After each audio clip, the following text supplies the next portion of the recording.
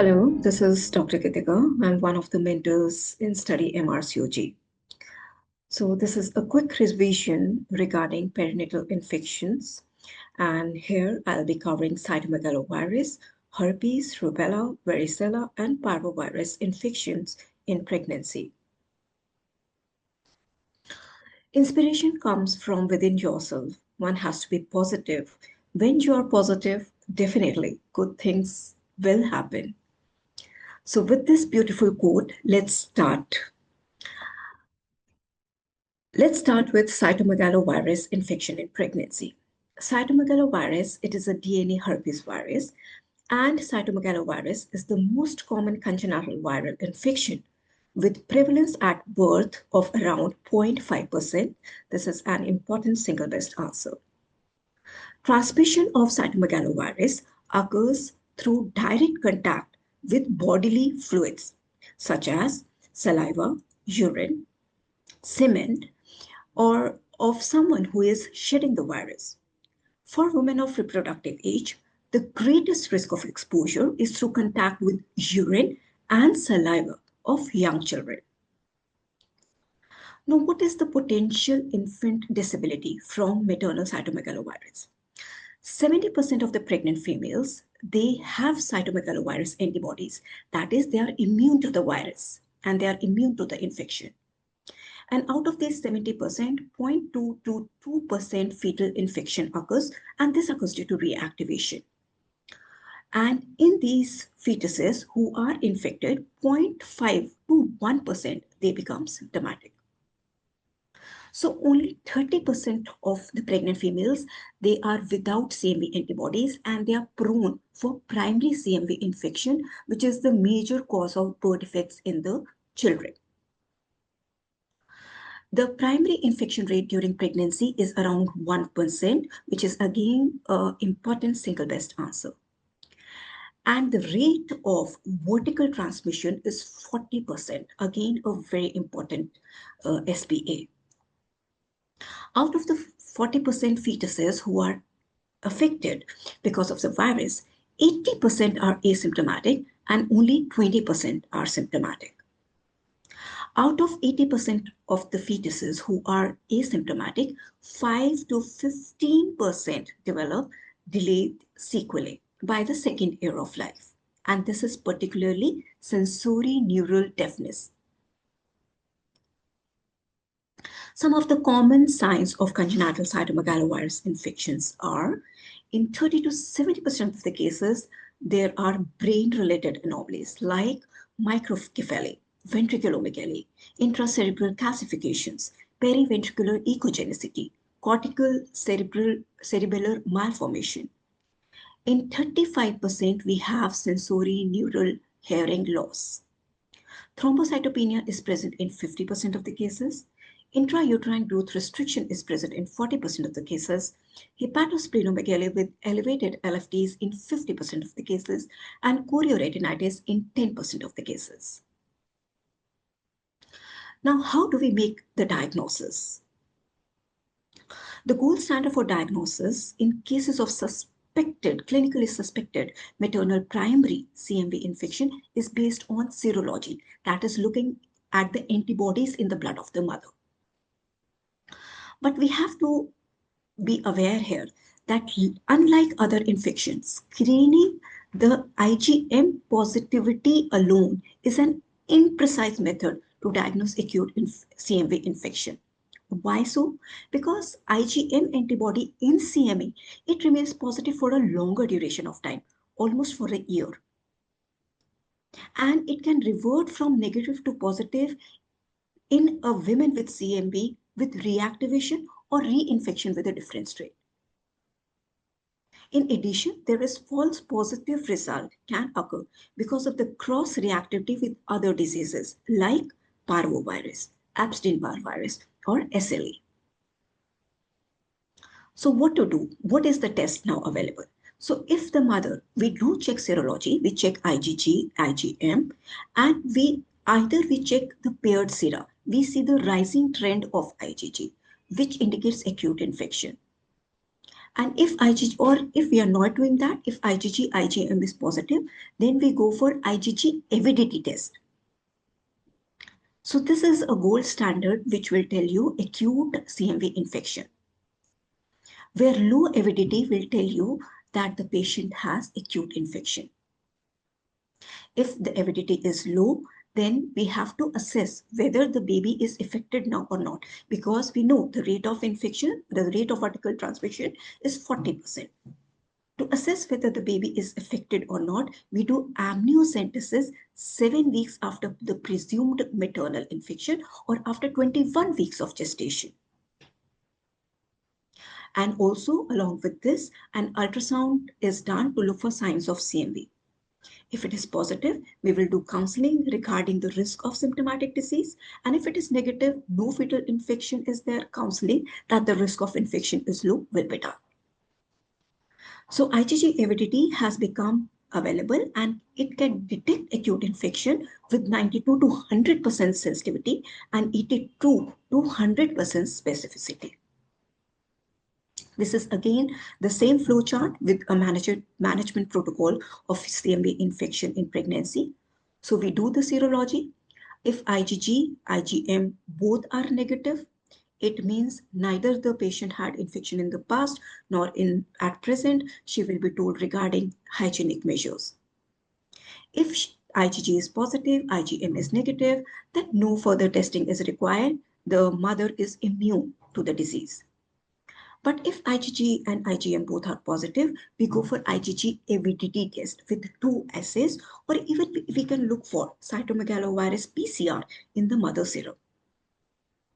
If the avidity is high, it means it indicates a past infection. We have to reassure and no further testing is to be done. If the avidity is low, we have to do amniocentesis 7 weeks after the presumed maternal infection or after 20 to 21 weeks. And same, if it is intermediate, if avidity index is intermediate, we have to discuss regarding amniocentesis.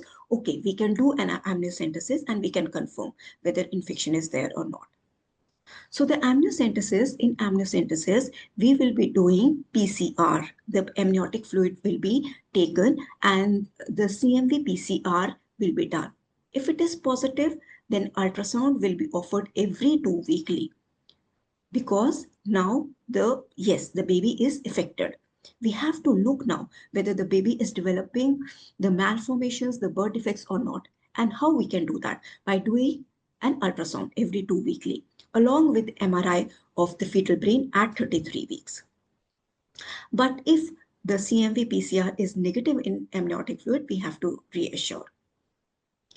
If there are signs of cytomegalovirus infection on ultrasound or MRI, then option of termination can be given to the couple. The typical sonographic finding of fetal CMV infection on ultrasound and MRI is periventricular calcification. This is important. The next infection, rubella. Rubella is a single-stranded RNA virus and it is transmitted by airborne droplets between close contact. In UK, the incidence of rubella has reduced drastically since the introduction of MMR vaccination program. Prevention is the key. Vaccination before the pregnancy is the best strategy to prevent rubella infection in pregnancy. But this vaccine cannot be given in pregnancy because it is a live attenuated vaccine. MMR vaccine is a live attenuated vaccine. It is contraindicated. All the live vaccines are contraindicated in pregnancy except yellow fever vaccine. And once the lady has received MMR vaccine, she should be advised to avoid pregnancy for at least 1 month after vaccination. Again, an important single best answer. Maternal rubella infection is often asymptomatic. If the symptoms occur, they are non-specific. There is malaise, headache, lymphadenopathy, followed by diffuse fine maculopapular rashes there. The incubation period of rubella is 2 to 3 weeks, that is 14 to 21 days. Any pregnant female who is testing positive for rubella should be immediately referred to fetal medicine specialist. So your next step should be referring the mother to the fetal medicine specialist. Rubella infection itself is self-limiting and there is no treatment which is required. Antibiotics can be given for the fever. But the woman should be told that she is infective from 5 days prior to the onset of the symptoms to 4 days after. So she should be advised to avoid contact with susceptible individuals. The risk of vertical transmission to the fetus depends upon the gestational age. Rubella infection in pregnancy is known to cause various birth defects, and the risk of transmission is highest in the first 12 weeks, that is 90%, and there are multiple birth defects which can develop, and this is an indication for termination of pregnancy. Remember, between 12 to 16 weeks, the risk of transmission is 55%, and the risk of developing congenital rubella syndrome is 20%, with single defects being most common. Between 16 to 20 weeks, the risk of transmission is 45%, and 20% risk of developing congenital rubella syndrome, where the risk of deafness is there. Beyond 20 weeks, the risk of vertical transmission is again 45%, but there is no additional risk of any birth defects. So only in the first 3 months, if the mother is developing rubella, then the chances of having multiple birth defects are very high. The risk of transmission is almost 90%, and this is an indication for termination. Until recently in UK, pregnant women were screened for rubella infection and immunity. Two tests we know that serology was done. IgM antibody depicts acute infection. IgG antibodies depicts old infection, or it can even be positive after vaccination. In cases where neither of the antibody was present, the woman was encouraged to seek MMR vaccine post-delivery. From April 2016, Public Health England stopped routine screening of rubella in pregnancy because of the success of MMR vaccination program. So congenital rubella syndrome, it describes the neonatal manifestation of infection with rubella virus during pregnancy. Here we have auditory problems like sensorineural deafness, cardiac defects like pulmonary stenosis, PDA, ventricular septal defect. Then we have ophthalmic defects, retinopathy, congenital cataracts. We have CNS abnormalities like microcephaly, learning disabilities, and hematological problems like blueberry muffin appearance is there, thrombocytopenia is there. And the classical congenital rubella triad consists of auditory problems, cardiac defects, particularly PDA, and ophthalmic defects, particularly congenital cataracts. This is a congenital rubella triad, which can be asked in the exam.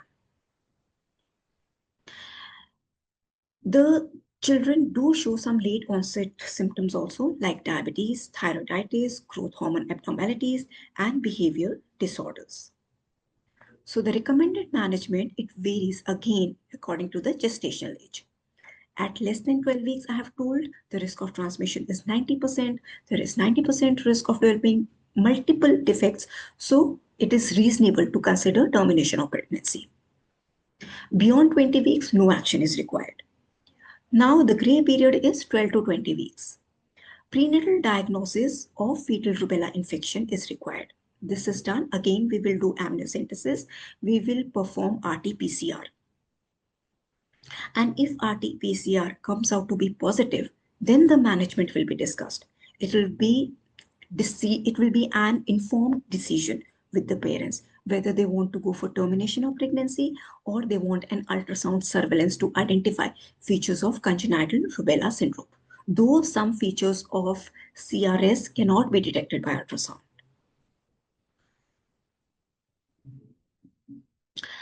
Coming to herpes in pregnancy. Neonatal herpes may be caused by herpes simplex virus type 1 or herpes simplex virus type 2, as either viral type can cause genital herpes in mothers and pregnant females, and herpes simplex virus 1 may also be acquired during the postnatal contact. In recent UK surveillance, approximately 52% of neonatal herpes is due to herpes simplex 1 and 42% is due to herpes simplex virus 2. The latest 2024 guideline for the management of herpes in pregnancy divides genital herpes as initial episode and recurrent episode. Initial episode is the first episode of herpes infection, which can be because of herpes simplex virus type 1 or type 2. And dependent on whether the individual has had prior exposure to other type, it is further subdivided into primary infection and non-primary infection.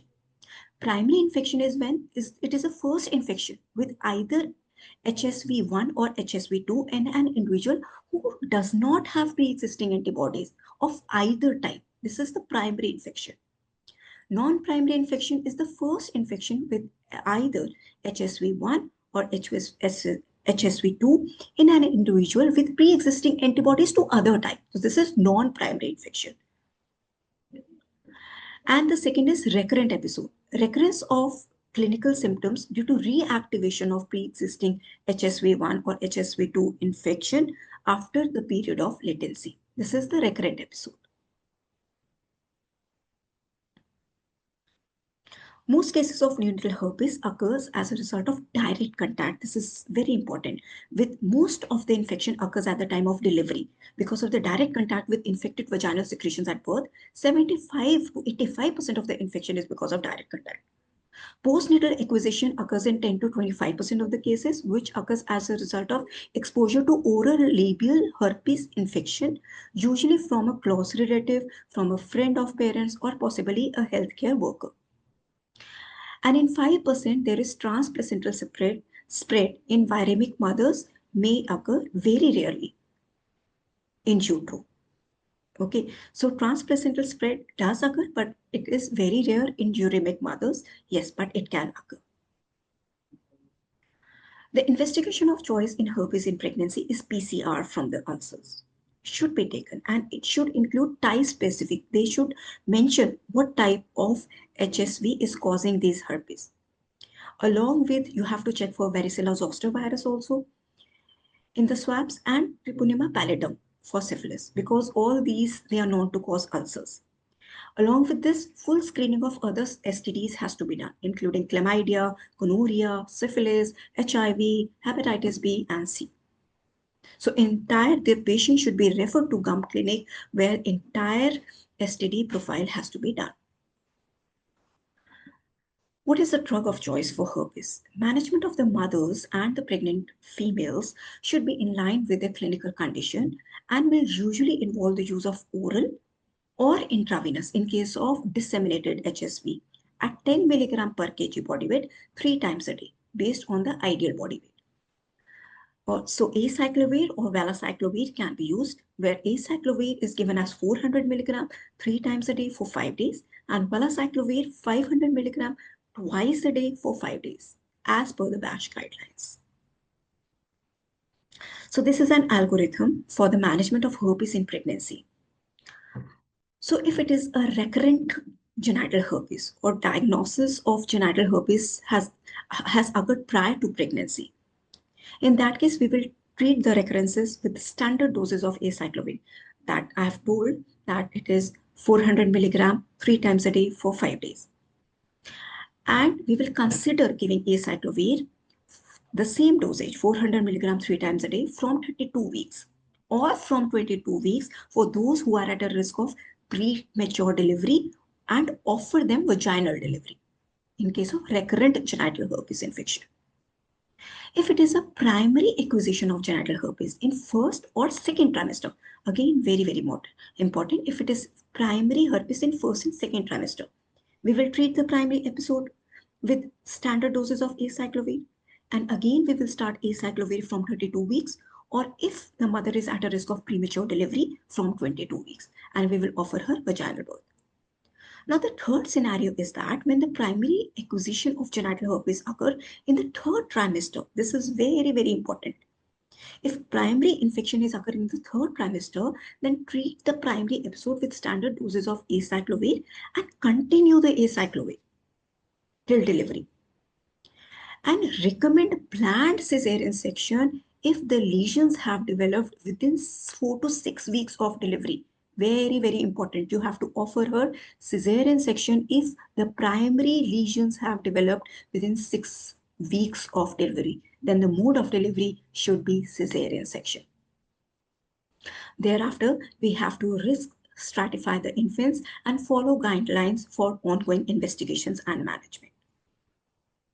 So these are new charts which have been included in the new guideline 2024. Just remember this thing. For part 1, you don't have to go through the entire chart, but just remember that the babies are categorized into highest risk, high risk, low risk, and lowest risk babies, where the highest risk babies are the babies who are born with the symptoms consistent with HSV. Regardless of the delivery method, they have symptoms of HSV. Baby with any positive HSV test. Babies born by vaginal delivery in presence of active initial herpes lesion. Birthing mother or parent is systemically unwell with positive HSV, and or the birthing mother or parent present postpartum with active primary herpes lesion within 4 weeks of delivery. So all these babies, they are at the highest risk. They have to be investigated at the earliest. They have to be started with intravenous acyclovir 20 milligram per kg body weight. Very, very important. And then they tell you the duration of the treatment depending upon where the herpes is manifesting. Whether if it is in the skin, eye, mouth, then for 14 days, if it is in the CNS or disseminated, then for 21 days. So, but no need to remember the entire chart, just know that the stratification of the babies, it has been done according to the latest guideline. Now the fourth virus, parvovirus infection in pregnancy. Parvovirus B19 is not teratogenic, unlike viruses like Rubella. It has affinity for rapidly growing cells. It has affinity for hematopoietic cells in the liver, for the cardiac cells, myocardial cells of the fetus, endothelial cells, platelets, megakaryocytes, fibroblasts. That is why it causes thrombocytopenia, it causes anemia, it attacks the erythrocyte precursors, causes anemia, causes hydrops, it attacks the liver cell hepatocytes, it causes myocarditis. So it has affinity for these cells because these cells, they express the viral P antigen receptor. We all know that fetal liver is a primary hematopoietic organ from 9 to 24 weeks. And the half-life of fetal RBC is short. It is approximately 45 to 70 days as compared to adults where it is 120 days. Therefore, fetus is extremely vulnerable to any pause in red cell production during the second trimester, and it is more susceptible to changes caused by parvovirus B19. This risk is reduced in the third trimester when fetal hematopoiesis migrates to bone marrow and red cell lifespan, it increases. So the fetal risk associated with parvovirus are spontaneous abortion, where the risk of spontaneous abortion before 20 weeks is 13% and after 20 weeks it is 0.5%. And the most obvious manifestation of congenital parvovirus B19 infection is fetal hydrops, non-immune hydrops. Okay, so the risk of hydrops is directly related to the gestational age. If the infection is occurring in the first trimester, the risk of hydrops is 5 to 10%. Between 13 to 20 weeks, it is 5% or less. And after 20 weeks, it is 1% or less. The management protocol, if there is history of exposure to the virus or presence of symptoms, we will look at the serology. We will look at IgG and IgM antibodies. If IgM antibody is negative, IgG is positive, it indicates that there was a previous infection. We can reassure the patient. If IgM and IgG both are negative, then these are susceptible patients. We should tell them about the prophylactic measures. If the IgG is negative or positive and IgM is also positive, then it indicates recent maternal infection. In that case, the patient is to be referred to fetal medicine specialist, and obstetric ultrasound with MCA, middle cerebral artery, peak systolic velocity has to be done because this is a non-invasive method to look at fetal anemia. If there is evidence of hydrops or PVS MCA is more than 1.5 millimoles per liter, important SPA. It indicates fetal anemia. We have to go for chordocentesis and intrauterine transfusion in case of anemia. But if there is absence of features of hydrops, if PVS MCA is less than 1.5 millimoles per median, then obstetric ultrasound with the same middle cerebral artery peak systolic velocity is to be done every 1 to 2 weekly until 12 weeks after the onset of infection. So till 12 weeks after the onset of infection, we have to follow this baby.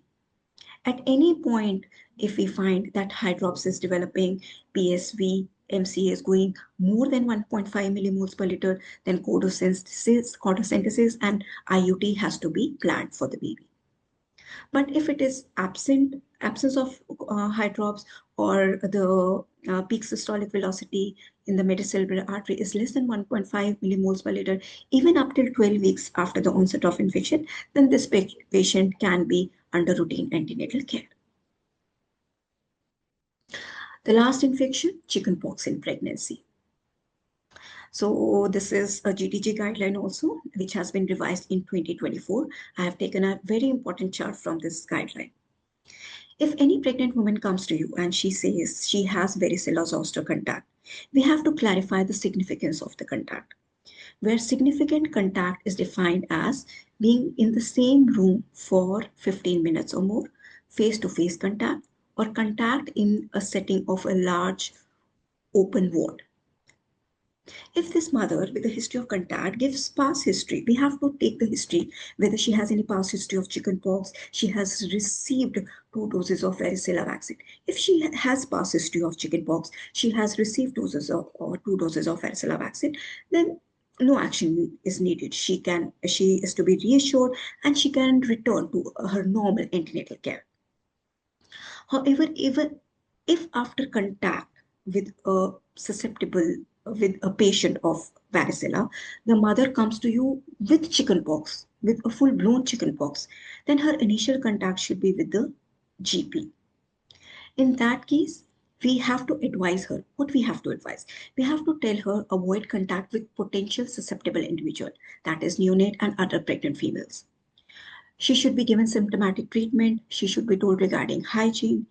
If she presents at less than 24 hours of appearance of rash, and she is 20 weeks or more than 20 weeks gestation, then we have to prescribe her acyclovir. But in case she presents at less than 24 hours of the appearance of the rash and she is less than 20 weeks of gestation, then we can consider giving acyclovir. Okay, prescription has to be offered at 20 weeks or beyond, and the acyclovir has to be considered at less than 20 weeks. But this acyclovir is to be given only if she is presenting to you within 24 hours of the onset of the rash.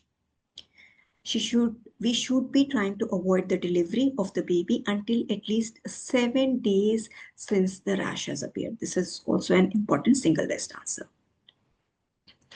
Now, the third individual is the individual who is uncertain about her past history of chickenpox. She says that she had contact with a patient who was infected with varicella, but she is not aware whether she had past infection with chickenpox, or she is from tropical or subtropical country. In that case, what we have to do? We have to check her immunity. We have to take blood and look for varicella zoster immunoglobulins in her, whether IgG antibodies are present or not. If IgG antibodies are present, they are more than 100 IU per ml, then no action is needed. She should be reassured and she can return to her normal antenatal care.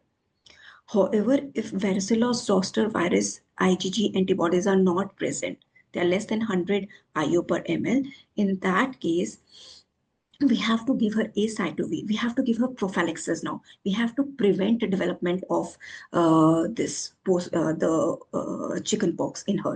So how we can do that? We have to give her acyclovir from day 7 to day 14 post-exposure. And we have to give her varicella zoster immunoglobulins.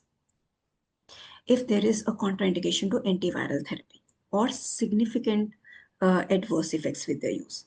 If less than 10 days since contact, only then this varicella zoster immunoglobulin will be effective. And for a continuous exposure, less than 10 days since the appearance of the rash in the index case. Only then varicella immunoglobulin is to be given.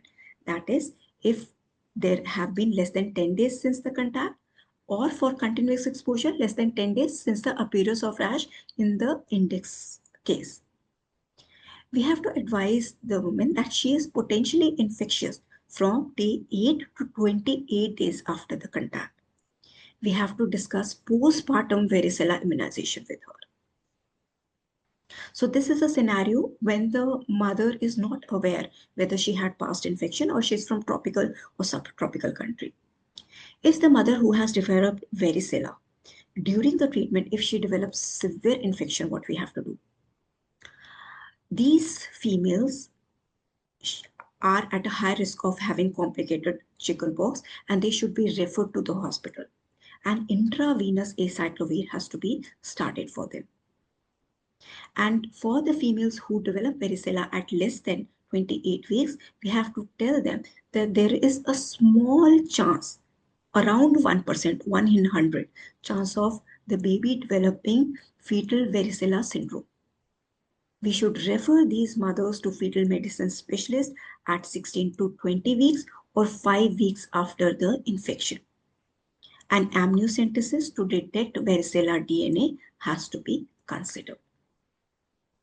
So this was regarding varicella in pregnancy. Let's revise some important single best answers from the topic we have just discussed. So anomaly scan done at 18 weeks for a primary gravida shows echogenic bowel. Which infection is most commonly associated with this condition? So here the answer is Cytomegalovirus.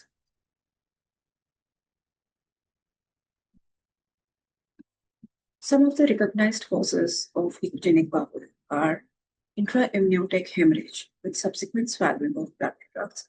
This is one of the commonest causes of echogenic bowel and occurs because of bleeding in early trimester, first trimester, or after amniocentesis or placental abruption.